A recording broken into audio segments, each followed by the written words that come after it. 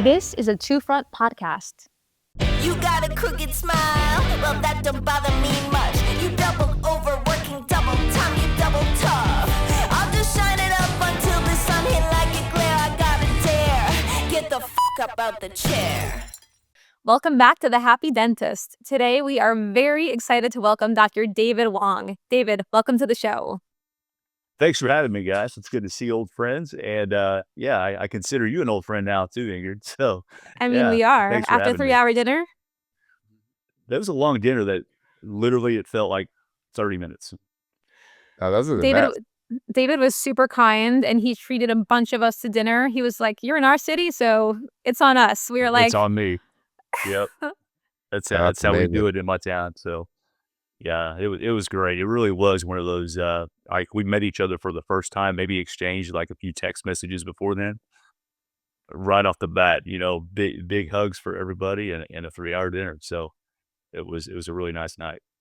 It was on a Tuesday too, so it was like breaks up the week perfect. Oh, that's nice. Yeah. Yeah, for people that don't know David, David speaks around the world. He's just an incredible clinician. But I think what I love about David is that he's very real. He's very vulnerable. He talks about his challenges with patients, with team, with everybody. He's very vocal about that. And that's one thing that I really respect about you, David, is that there's no bullshit with you. There's no like No room mystic for that. person behind the curtain, like you are real and show your flaws. And I think that's respectable, especially in the days today of everybody showing their highlight reel. Yeah, I think I get that feedback a lot, so thank you. And it's not intentional. It's just really, for me, social media and kind of what your pseudo public life should be. It should be real and authentic and a true representation of what your life is because, life is just too hard to be anybody but yourself, in my opinion. I just don't, plus I'm older too. I don't have anybody to impress. So thank you for that. I appreciate that. Yeah. So what do you think, there's a lot of young doctors that listen to this. We have, of course, doctors of all ages, but what do you think is the biggest challenge nowadays with dentistry? And that can be running a practice, that can be the clinical part. Like, what do you think are the biggest challenges that people are facing right now? I think honestly, I feel like there's several challenges. Most of them, relate to, survival. I think when they're out of school, I think it's a little bit different than what you and I and Christian, grew up around. I think school was a lot more affordable back when we were, coming out. Now they're in debt. I think that survival mode is definitely more present than it used to be. Second of all, you have other things like family planning. And I feel like people don't live and breathe dentistry. Like you hear more and more kids coming out of school now that are like, I love dentistry, but I don't want dentistry to be my life. I don't want it to consume me, but I don't know what else to do. Wait, how else would I make money? How else would I find fulfillment? And you see this all across the board now in dentistry, and people are waiting longer to get married. They're waiting longer to have kids or even no kids. And I think there's people who struggle with who they are, and what they want to be. So you think the younger doctors that are coming out have more balance? They set that boundary earlier than maybe our generation did? I think it's a different boundary. I think what we valued, in our generation is a little bit different than what kids value now. Some might call it balance. I feel like they just don't want to, do like a lot of the older generation where they work, and, provide for their family and then die. Right. No time to enjoy retirement, no time to go see their grandkids or visit their grandkids or, like when I was growing up, I grew up in a very traditional, Chinese household to where, it was understood that my parents just worked their butts off and provided for me and my brother and gave us everything. But to be fair, they didn't go to any baseball games. They never went to any, tennis tournaments. They didn't do any of that stuff. And now I find that the younger people now, they make a point to go drop their kids off at school. I feel like when it comes to prioritizing things like that, I think they have it down. Now, I think the disconnect is sometimes because they're in survival with their careers, it's hard to uh to meet that desire. 100%. And what I'm hearing you say and what I've seen is that there's more of a boundary of wanting that balance and saying, I'm not doing what my parents did. But how can they do that when they are in survival because they are in so much debt? And we talk about this on the show so much that dentists are graduating with over $700,000 of student debt. So how can you have that balance when you have to be in survival? Yeah, I think that's such a good question, and you see that everywhere. I mean, I think the first thing, like, whenever I'm in my I follow a lot of the same pages that you guys do on Instagram and Facebook, and the biggest challenge is making enough money. It's like, how do I make enough money? But on the other hand, I also want to be a really good dentist, and what the data is saying now, most of I'd say more than half, right, are coming out of dental school and joining a corporate dentistry or some type of an entity like that. It's at least 50%, I believe. So where they have this another struggle. It's like, I'm doing this because I need to make some money, and they're paying me quite a bit to fit my skill set coming out of dental school. I don't know a whole lot, but they're paying me pretty well, pretty handsomely for that. On the other hand, I don't feel like doing class two fillings all day long is really fulfilling me professionally. I feel like I can do better. So I think they get stuck. They get stuck that way. But I feel like a lot of these uh the people coming out of dentistry and finding their first job, I mean, they really are doing a good job of, like, you could see it. I mean, they're like taking vacations, they're taking time off, trying to work on themselves. I mean, Kyle, your topics are obviously hitting the mark with this group. I mean, they're on fire with this stuff. Talking about personal growth. Maybe even like focusing on their or refocusing on spirituality and faith and things like that. And I think it's really good. But I feel like once they meet that money need, that they do a really good job of taking care of themselves. Christian, what's your opinion on this, especially coming from more of a global stance? I I think that in general, this generation is learning how to live with less. My generation was all about always making more and always spending more and always living with more. I think the pandemic helped everybody to understand that, wow, we can be like 3 months not producing and actually we survive somehow, right? And things just happened. It was a lesson for me here when I moved to Europe, 5 years in Europe, how the ambition is much more controlled and how young people, and there's a good and bad about this, right? Here, the ambition is much lower. People are okay with not having a big ambition. The huge majority of people are totally okay, and people don't see this as a negative thing. If you are enjoying your daily life, people are giving you credits more than having a huge plan to disrupt the world and own a private jet and whatever dream is that, right? Brazil was more like US without the structure. So yes, in US, young students are coming out with big debt. In Brazil, young students are coming with even worse situation because the opportunities are much smaller and education is not at the same level. Um, but yeah, I think that education in general, I'm not a socialist, but when it comes to health and education, I think the government needed to support a little bit more, in a country like US, I don't know, and allow people to study with less pressure and come out of school with a little bit less pressure. You know that sinking feeling when the same patient keeps coming back for crown after crown? Yeah, we've all been there. Here's the thing. What if we could actually prevent all that mess with a simple bite correction? That's where we come in at Two Front. We handle the whole Invisalign process for you. I'm talking zero ClinChecks, zero lab bills, barely any chair time. Oh, and we take on the liability too. Your patient gets a healthy bite that'll save them thousands down the road. You get to be the hero who prevented years of dental drama. It's honestly a no brainer. Check out Two Front and start helping your patients dodge a lifetime of dental work today. But it's not happening. And I think, David, you're nailing it. We all, as dentists, we're perfectionists. And we're here to help, right? This is why we did it. And we all want to be incredible clinicians and we want to have that work life balance.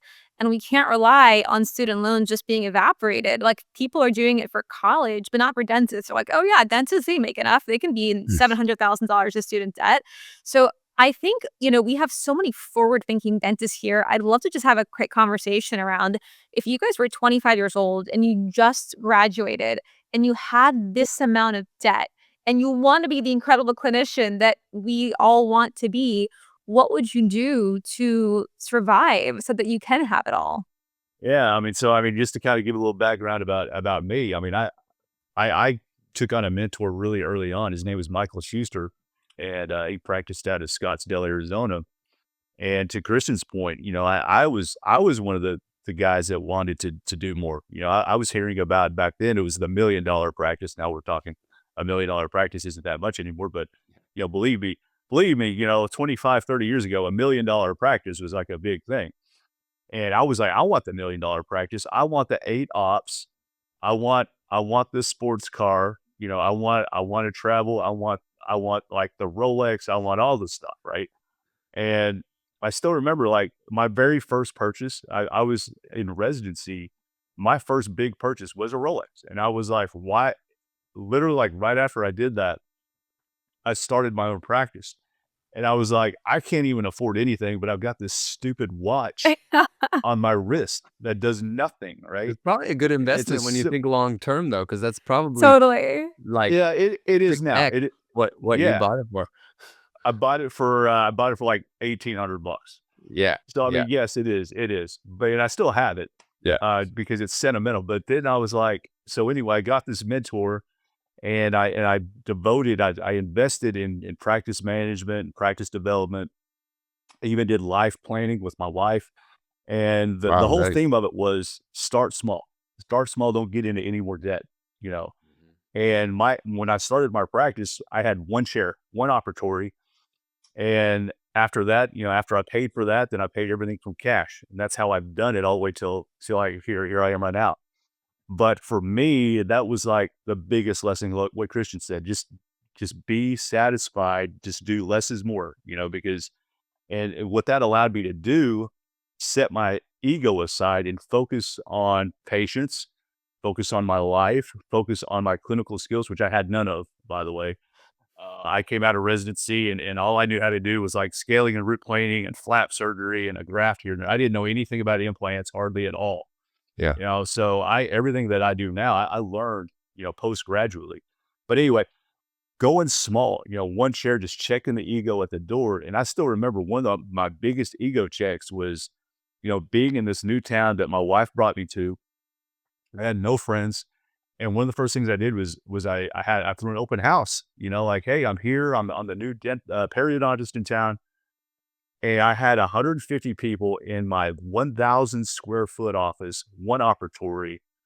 And, I still remember, friends going, is that kind of like embarrassing? Cause all these other offices, I was like, yeah, I'm broke. Like I've got no money. My wife is pregnant, by the way. I've No got pressure. no ego. I'm happy to have 150 people in here. And it was that's just how we do it. So my advice to a lot of these people is exactly what Christian said. Work on getting by and being happy with less, not just getting by, but actually being happy, with less, so that you can focus on the more important things in life. So your advice, if I were to sum it up, is to stay lean and mean, Lean right? and But mean. start a practice, not work for corporate, right? Start a I small practice. I don't know if that I would agree with that either, because that's a different topic too. But I mean, I think corporate dentistry is changing a lot. I mean, we all three of us are speakers, right? I mean, I would say I've done plenty of talks, for DSOs and DPOs, and I've done plenty of them, and I know that it's different. Yeah, it's different than it used to be. I have friends that work at these clear choice places that are phenomenal oral surgeons, and I know they do a great job. And I'm like, I think it's causing me to pause a little bit before I just say corporate's bad. Not they're not all terrible because I have friends there. It's true. Um, but I would say if you really want more and for maximum growth and do what you want to do, I would maybe modify that to just own your own business, I, however I way that is. I would say that if I was sitting down now with the 25 years old person coming out of dental school, how to get out of debt, the first question is to try to visualize what type of professional you want to become. How do you want to make money? How do you see yourself making money? Because there are more than one way of making money in dentistry. Um, there's one clear option that is making money by becoming top 5% clinician in your state or country, right? Becoming the best clinician you can. But that's not the only way. And everybody talks about that. That's definitely not the only way, That was what I thought to was make the money. only way, Christian. Yeah, that's what people say. Oh, you wanna succeed, you need to become amazing. And the smart people are laughing. You're like, I'm I'm a not a good great clinician, and I'm making more money than 99% of the great clinicians, right? So the other So option let's is, talk do about you those want to become options. the second option is you want to become the best business person in dentistry, right? So from inception, maybe you start the same way. So if you have two young guys starting, right? One is like my passion. In 10 years, I want to be the best clinician I can become, and I can see myself. I see my passion. I know I have the skills. I know I have the skills. And when you're 25, you already have enough experience to know if you have the skills, right? If you're not going to be hitting against the wall, right? Against something that is not your natural gift, that makes no sense. So you know you can be there and you want to be there, and then you design one path. The other path is, either I don't want to become the best clinician, or I don't have the skills to become the best clinician, but I still want to make money. So what I have to do is that I need to create good businesses in dentistry. I need to learn how to have a profitable practice, or how to work with somebody that is very good with the business side of dentistry, understand how to manage a a good practice, and then maybe become the manager of a practice, and then buy my practice, not to become the best clinician, but to make it profitable, and then open a second location and maybe a third location. And maybe I'm going to make more money than my friend that is the best clinician in town, right?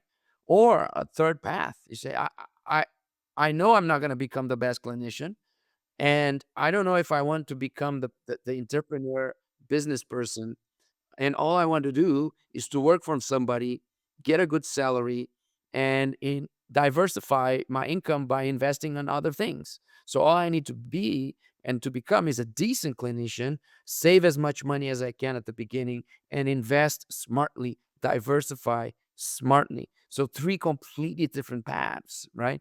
And that requires very different initial steps. Who's going to become your mentor? Where you're going to work, with whom you're going to work, right? So I see that the first step is to understand who you are, what are your skills, what is your passion, where you want to be in 5 to 10 years, how do you see yourself working in dentistry, and identifying that, reverse engineer your plan, and then think about your first year plan. I really like that. It's what Kyle always talks about with just like taking a step back and like evaluating, like literally just taking the space to evaluate, like, who am I? How do I want to spend my time? And it makes me just think that I think one of the biggest tragedies in dentistry is that people almost, I know at least this is how I felt, business almost felt like a bad word. Like, I'm going to focus on the patient, right? But if you have all this debt, how can you focus on the patient when you're in survival? I know that's how I felt. I can't take a single month off because my interest rates on my student loans are crazy. So how can you focus on the patient when you can't take care of yourself? It's like you've got to put on your own air mask first. Yeah, the first person I heard talk about this was Scott Luna. He was on Dental Town and was talking about this, and then I took his course. And Scott said, "I'm okay with talking about money because the more money I make means the more time I can spend with my family." And I was like, "Whoa, Yeah. that's it." And like ever since then, I was okay with talking about money. Now, Mhm. that didn't make it easy, but Mhm. I still had to practice and get good at it and understand it. But now I knew that that wasn't a bad word. It's like one of my coaches says, selling is serving. Like all of us have been sold something that we are so thankful that this Mhm. person made us an offer. Oh, yeah. And, it's not always bad, right? And what we're doing in dentistry, unless you're doing shitty work, unless you're prepping teeth that don't need to be prepped or doing bad work or doing insurance fraud, like what we do is helping people. And so I think as long as you're making an offer and knowing that you're serving your patients, it's not a bad word. And you should be paid well for doing it because dentistry is so fucking challenging.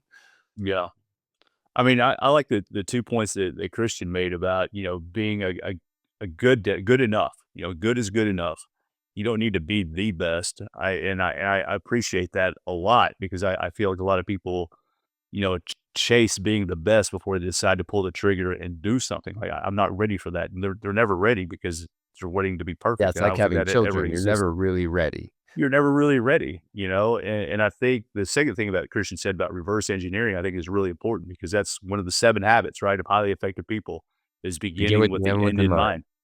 I mean, Mhm. that's what you gotta do, and, I agree with that too, and I just it's just so good, such good that's like perfect advice. But back to what Ingrid said, you are in an emergency mode, meaning you owe a lot of money. You need to survive next month. So I know this because I lived that myself very strongly, when I started. And from 20 to 30, I was on survival mode, literally working one day to pay my bills the next day. What I think is a good formula here is to divide your time and energy almost like 70% survival mode, 30% I'm going to allow myself to invest on my midterm plan. Even though I'm desperate, even though I need to work with whatever. If I need to clean the floor, I'm going to clean the floor. I need that check and I need to pay my bills next month. And that's what we need to do. And most of us went through this, and that's life, right? That you're not special because you're going through that, because 99% of the people in the world went through that or even worse. So it's very important for you not to think that is the end of the world, that you're in the worst situation. There's 99% of the people in the world. If you are a dentist, recently graduated dentist in US, you are among the 1% people in this planet with the highest chance to have an amazing life ahead of you, right? So first cut the BS, right? Stop saying that you're suffering. Stop. Go be a dentist in Venezuela, right? Or a refugee or in Palestine, right? Or grow up in Brazil where you can be killed every other week. First, so you are a dentist in US. Cut the BS. Second, survival mode. Yes, we need to survive. You need to pay your bills. So do whatever it takes, right? But don't get stuck in survival mode. That's the problem.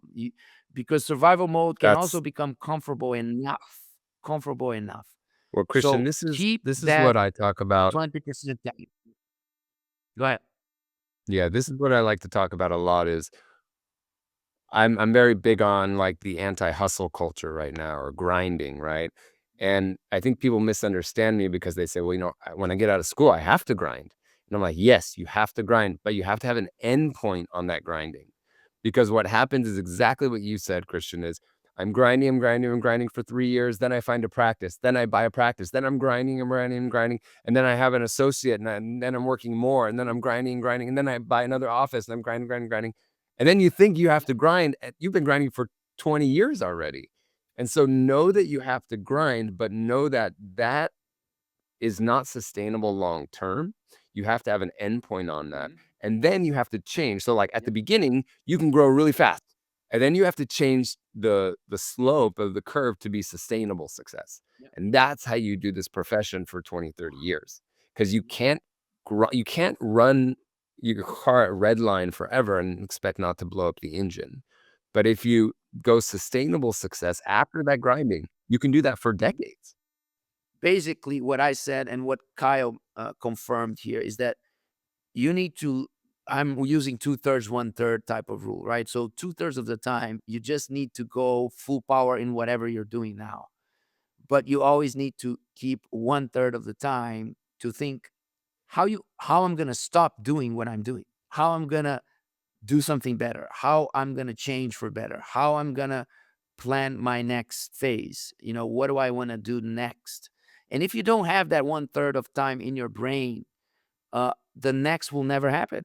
And then people get stuck, right? And start complaining and get depressed because they don't know where they're going. They don't see the light at the end of the tunnel.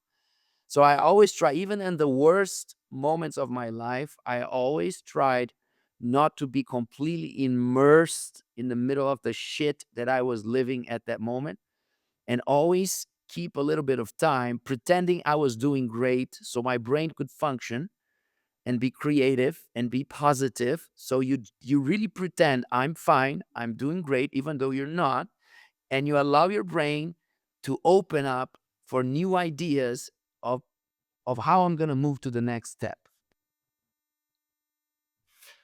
Amen. And I'll share a perspective on that for our female dentists, which is I'll add actually, Christian, to what you were just saying, which is have an end in sight. And my addition to that is don't make it unrealistic, because I've had an end in sight with building Two Front, my virtual orthodontic clinic, and it's just taken longer to build than I thought.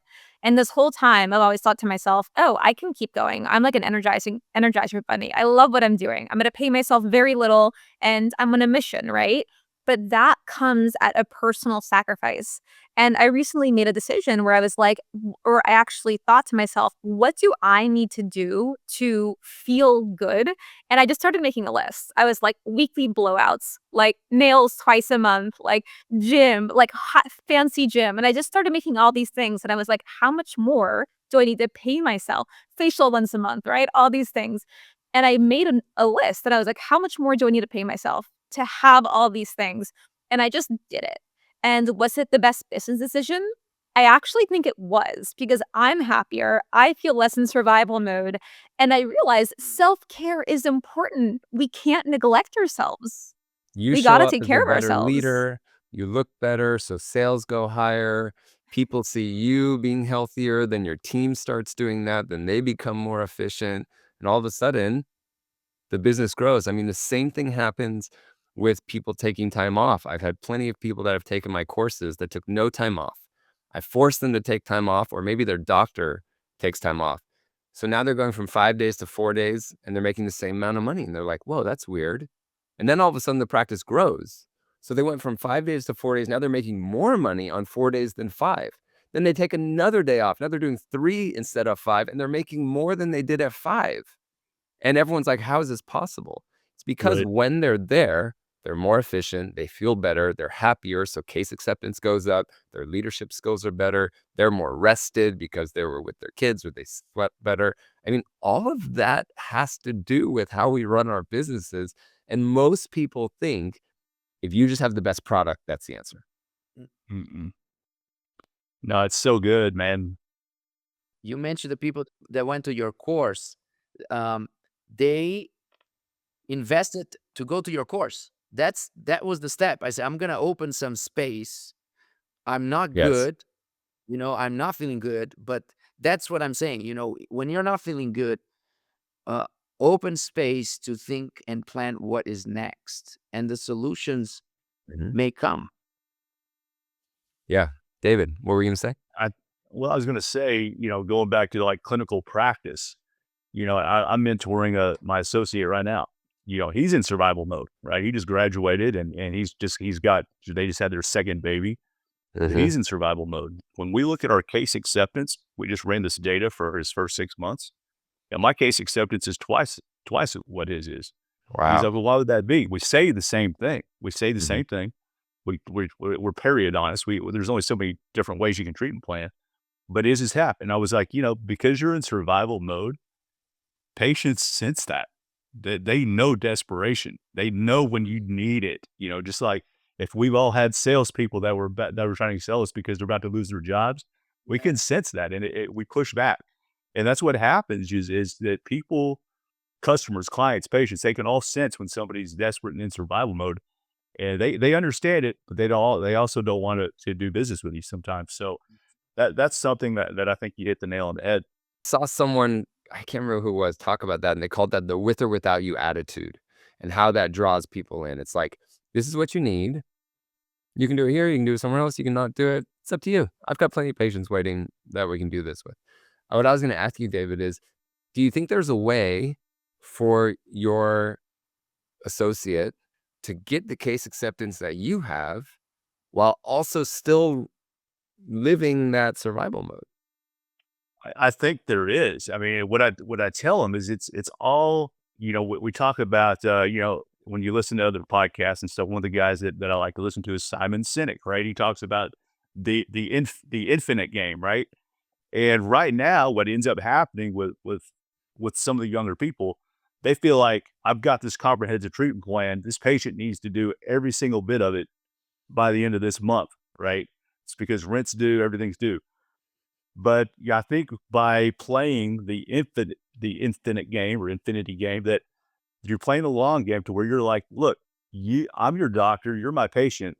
Our relationship does not end at the end of this year. Like you and I are going to be together, not all the time, but we're going to have a relationship, for the long haul.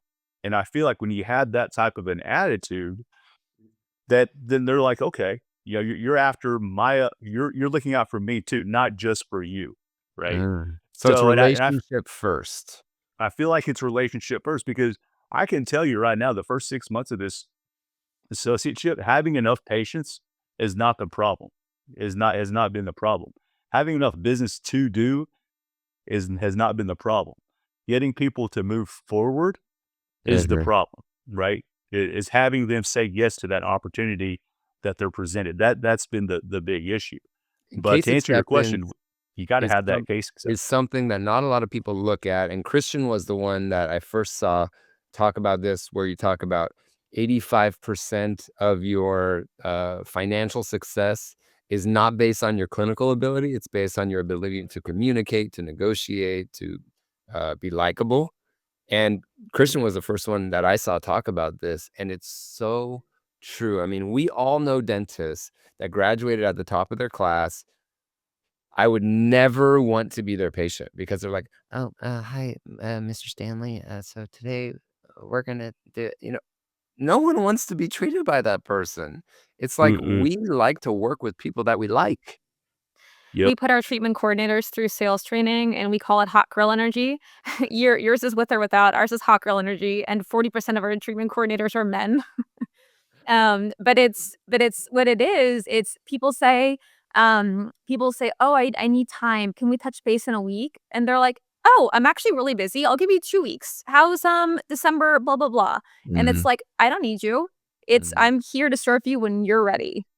Guys think that we should enter another stage of getting success, right? Because yes, for decades we've been seeing people talking about communication, and communication skills became the thing, and so many courses, persuasion and communication tricks, and say X to get Y, say Influence. A to get B, and blah. It became almost like rehearsed. I can nowadays I can even detect the people that did the courses and what they're saying and the strategy behind what they're saying and the intention in between lines that becomes very, very fake, right? nowadays for me it's about really caring. Even the timid, even the introspective person can really care, and can put this care above everything else. Even if you don't have money, even if you're in survival mode, the key is when you're in front with somebody, you are the doctor and you are with the patient, you need to forget about everything. You can be getting a divorce and going bankrupt tomorrow. You have a patient in front of you. You need to forget about everything. You need to have this magical skill of forgetting everything when you're talking to somebody important. And this magical skill will allow you to behave the best way possible on that moment. And if you are with the patient presenting a treatment plan, what I tell my team is your main goal could never, ever be to sell the treatment. Because if your main goal is to sell the treatment, you're going to use all these cheesy, tacky communication strategies to sell the treatment. And we are on a different level now. When you're presenting a treatment plan to a new person, your main goal should be to make that person become your fan. Become your fan, regardless if the patient will accept the treatment and do the treatment. If all you're thinking is, I'm going to be the best version of myself, regardless, and I'm going to communicate the best way possible, and I'm going to say the right things at the right moment, and I'm going to just care about this person. This should be the main goal. It is the same thing in business nowadays. People are tired of the traditional communication skills that everybody's learning and repeating over and over and over again, in my humble opinion. People are surprised now when they meet somebody genuine, when they meet somebody that really cares, when they meet somebody that is putting everything in a secondary place to focus on you.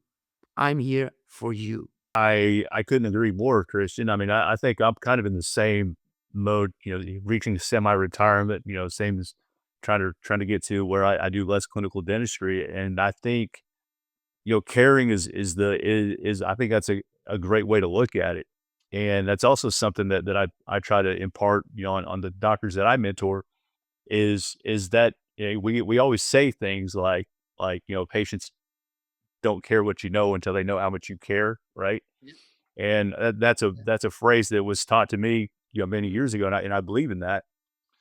But I think, whenever we you're right. I mean, you can absolutely tell when somebody's learned closing statements, the assumptive close and the soft close and the hard close. Like we know that, right? We've all been through those courses, and we can spot it a mile away.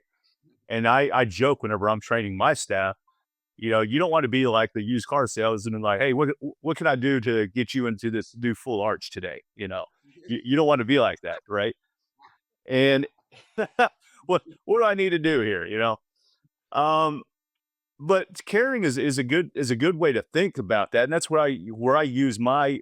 I don't need the money, and I don't. I just want to build a relationship, and that's what I'm talking about is letting them know that I do care about them, and it's kind of like whenever I used to try to work on my kids' homework, and it would get late into the night, and after a while, you could just tell you're not going to go anywhere. You just need to take a break, right?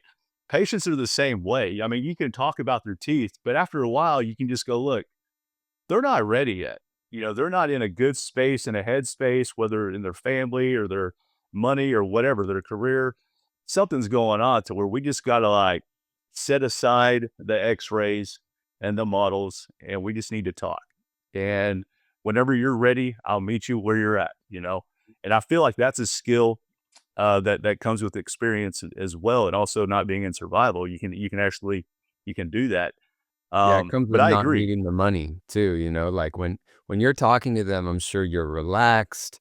You've done this a million times. If they do this implant or not, it's no sweat off your back. And what's funny is that makes them want to do it more with you, I think. So that's what I was actually gonna say, that, to me, this is where actually affirmations come in, which is kinda what you were starting to say, Christian, but, like, if you're $700,000 in student debt and your goal is to get out of that, how do you not care? Well, don't focus on your truth, focus on your future, your affirmations. So I don't need this. I'm out of debt. Tell yourself those things until you can change your mindset. Do you guys follow Joe Dispenza at all? Joe Dispenza, he's all about affirmations, or that's one of his several things to change your mindset and change your reality. I'm not in debt. I'm wealthy, and just telling yourself those things so that you don't approach your patients like that. Do you do affirmations?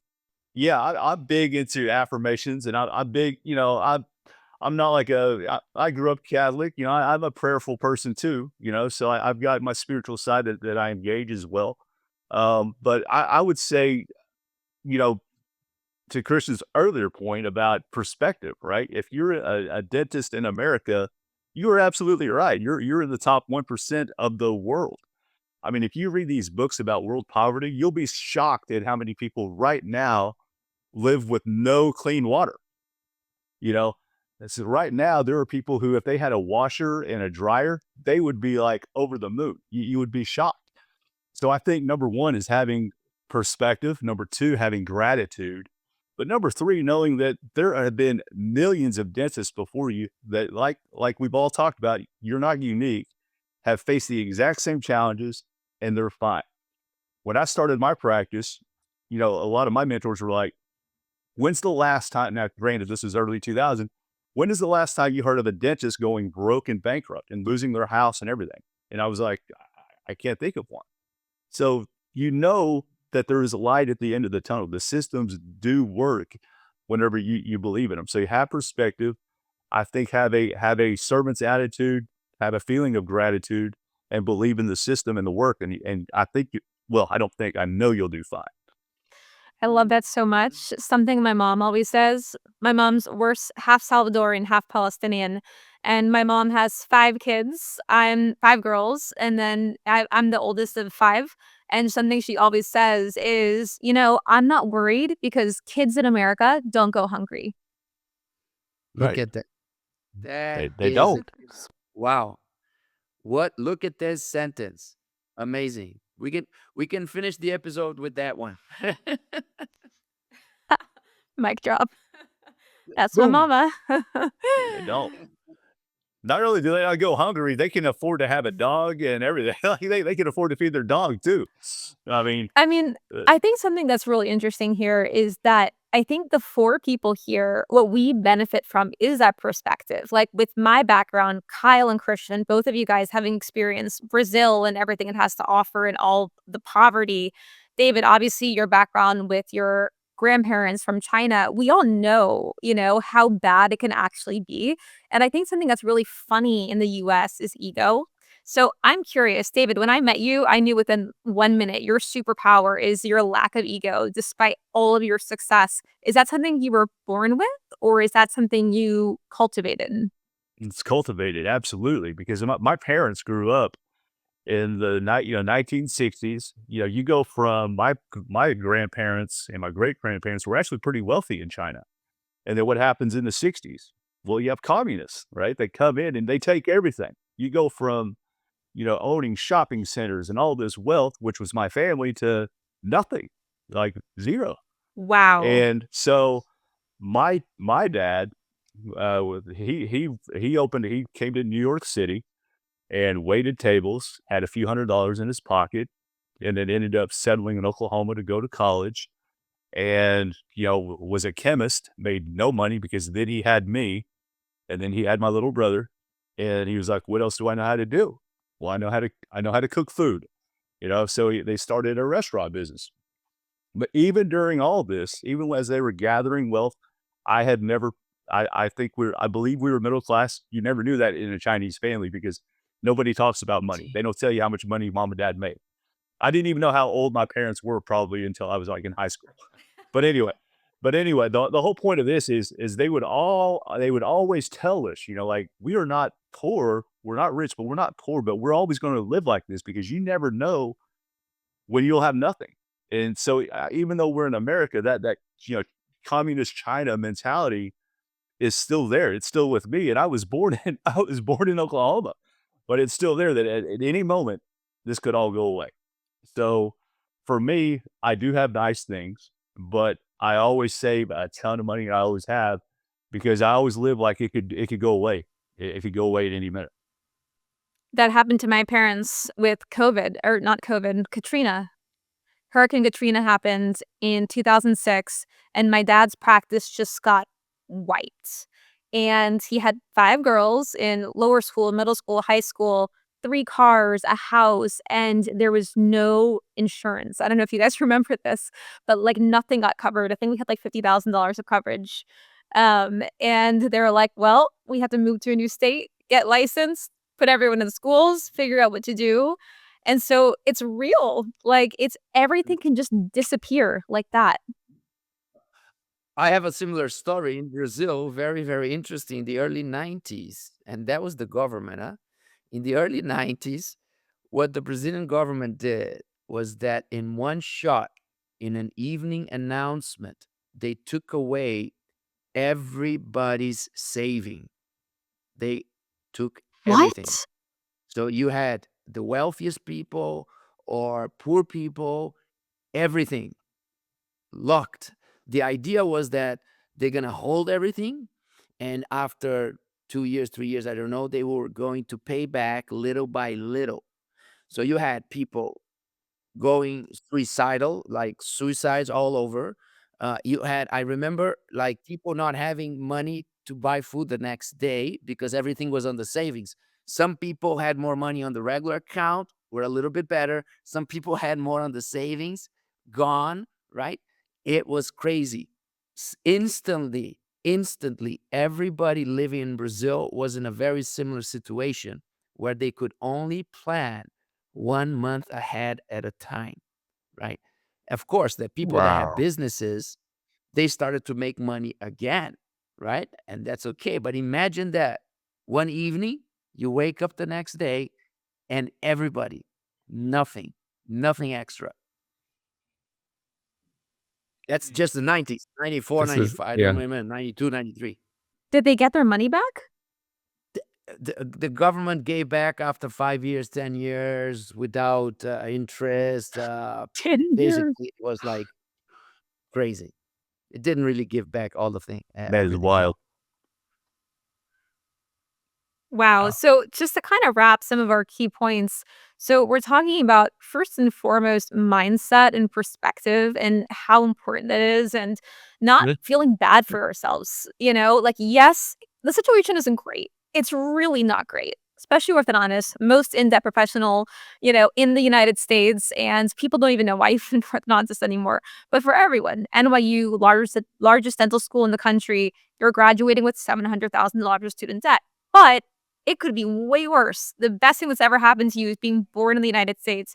So you got an opportunity. So put your head down, get rid of the ego, and learn how to work while doing great clinical work. Just focus. And so I think these are all really great points. I think I really hope a lot of young dentists can benefit from this because I know that my graduating class, Mhm. almost no one has started a practice. And we're 8 years later.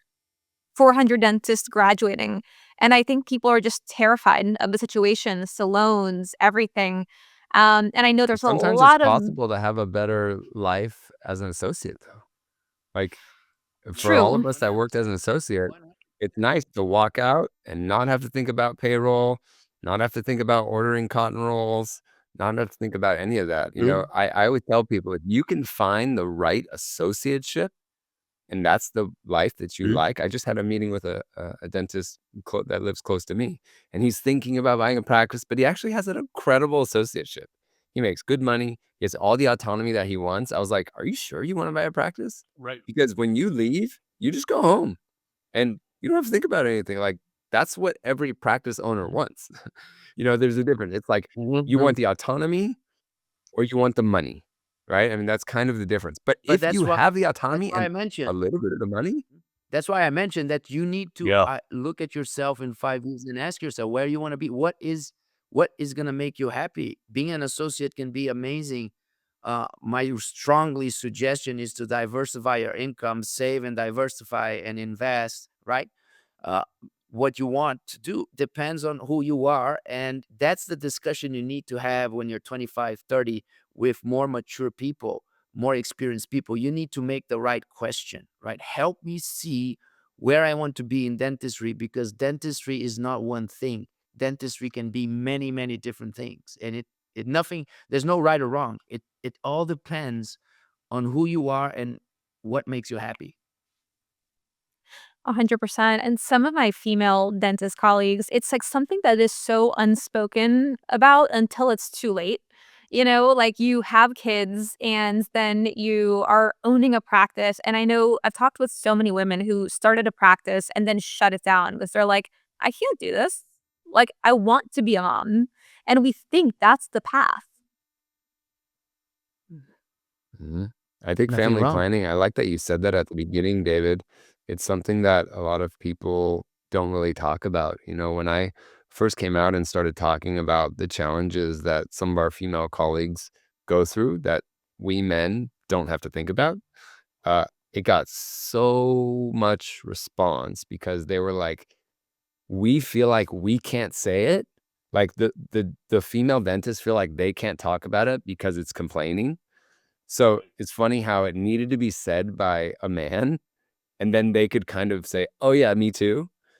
I I never knew that it was such a big deal. And actually, what started with how I started talking about this was I had my course, and I had a bunch of people that went through it, and I had some female doctors come to me and said, I was surprised that you didn't talk about the specific challenges that we female doctors go through. And I was like, well, tell me about them. Like, I don't understand it. And there were two doctors that I work with. One was from Belgium, one is from Paris. And they told me everything that they went through, and, the stress and not being able to conceive and wanting to buy your practice. But then you have all this time and money and effort that you put into this profession, which is kind of like another child for you. And gosh, and so I took what they told me and started speaking about it. And it's something that is definitely not spoken about enough. So I'm glad you brought that We up. we need more female speakers. And it brings me back to something Christian said a couple episodes ago, which is just when you are looking for that associateship, the best thing you could do is find the best leader. And I think like a lot of us don't know what to look for. It's like more money, more pay, more status, more Google reviews. What are we looking for in the job, right? But finding that really good leader is so key to being happy. David, any final thoughts as we're bringing this into You know, landing? I love, first of all, thanks again for having me. Number two, I love getting to hear this side of you guys as well. I mean, obviously, Christian and I have gone, we see each other at CE courses and play a little bit of tennis. And Kyle, obviously, I follow you in your work, and Ingrid, and I've had dinner. So it's nice to see all of us in the same virtual room here to talk about this. But I think what most of what we're talking about today is kind of the phases of a dental career. You go through survival, and I think the thing that I took home from Christian is beginning with just reemphasizing to begin with the end in mind. From you, Kyle, it just was really good to talk about challenges with women and just life planning and having kids and that work life balance. Ingrid always brings something to the table with I enjoyed this wasn't talked about today, but your journey with Two Front. I mean, just stuff like that. I feel like, even though they're all different parts of dentistry, we all make money different ways. And I think we've all been through similar things, whether we grew up in Brazil or Oklahoma or California or wherever. I think it's just really neat to share these ideas and to, if anything, to know that we have way more in common than we have differences. And I think, hopefully people that listen to this go, these guys that have been through it, I'm going through it. I know it's going to be okay. But more importantly, I feel like this conversation gives them some action steps to focus on, that aren't just, what tips that they get on Instagram or YouTube or some other random podcast. So I thank you for sharing these thoughts. I really feel like this conversation could go on longer too, especially Oh, yeah. on the women in dentistry. I've got some really strong thoughts about that as well, just because a lot of my really good friends are women and moms, and we also don't talk too much about the husband wife dentist combo. There's a Mm, lot of those in dentistry. So A lot. It and happens a and lot, how they yeah. balance. So I've got some advice. Get a puppy. oh man, puppies are great. that was our first kid too, was a puppy. So Yeah, I we totally my understand. my wife and I, we just celebrated our 10-year anniversary, and Oh, when we were checking into the hotel, the guy said, "So what's the secret? Like, stay together for 10 years." And we both looked at each other and said, "Have kids and dogs. They'll keep you together." Yeah, absolutely. Yeah. Yeah, Jennifer and I have been together 24 years, so, Wow. our advice was learn how to fight fair, Yeah. that's kind of the biggest thing because obviously you're gonna have disagreements, but, the goal is to always fight fair and I think that's been our key. So, I um, love that. eh Well, David, thank you so much for coming on the show. yeah, This has been such a uh, fun Friday conversation. Thank you so much for joining, taking the time. This has been super special, and I really hope our listeners can benefit from a lot of these tips. hey, always happy to speak to you guys, just give me a buzz anytime. This was fun. I enjoyed it.